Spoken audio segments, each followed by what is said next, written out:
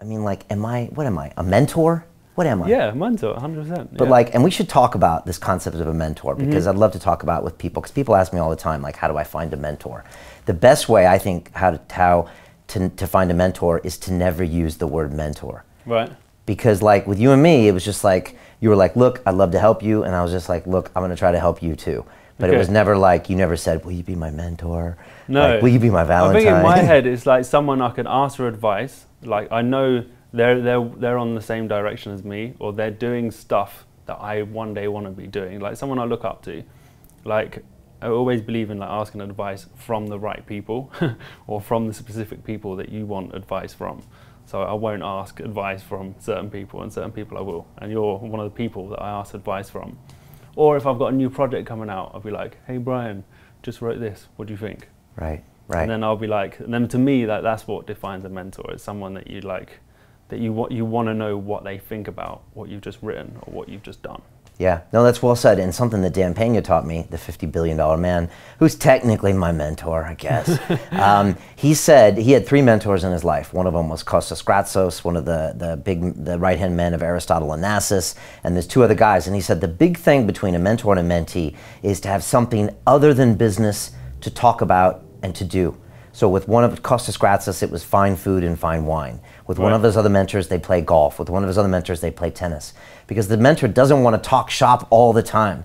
Like if you're going to someone and saying, tell me more about how to get 1 million YouTube subs, it gets old. But we would train together. We would train together, and then it was like, oh, by the way, what have you been going on? And they were like, oh, I've been working on this. What do you think of this? And then, or it was like, just send me it over during the week, and then I'd shoot you an email. And I mean, it wasn't like, right, let's sit down and discuss, and you know.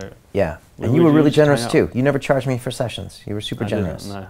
Well, look what's happened. Well, yeah, I don't know if it's all me, but I want to track this journey because I think a lot of people are interested. Because honestly, a lot of people watching are probably in a similar place to where you were, as in maybe I would love to have a TED Talk, I'd love to have a book deal, I'd love to have an app coming out, I'd love to be on the BBC talking stuff. I mean, you're very humble, Roger, but you've been blowing it up lately with the book, and not only the book promotion and everything. It's going really, really well. I love it. Always going big, Roger. Oh. As you know, I got a few questions at the end. I want to ask them to you. But before we do that, I kind of had a realization over this last hour and 2 of talking to you as to this whole mentor-mentee relationship, right? Okay. And I have mentors in my life, and there's people here at the headquarters and other people that I guess I mentor. And people are always wondering, and I remember when I was younger, I was always like, why would this guy or woman, but it's usually a guy for me, want to spend their time helping me? They're super famous, they're super successful, they're super whatever. And a lot of people have the same question when they want a mentor. And ultimately, the reason a mentor helps you is because they see that you're not going to waste their time.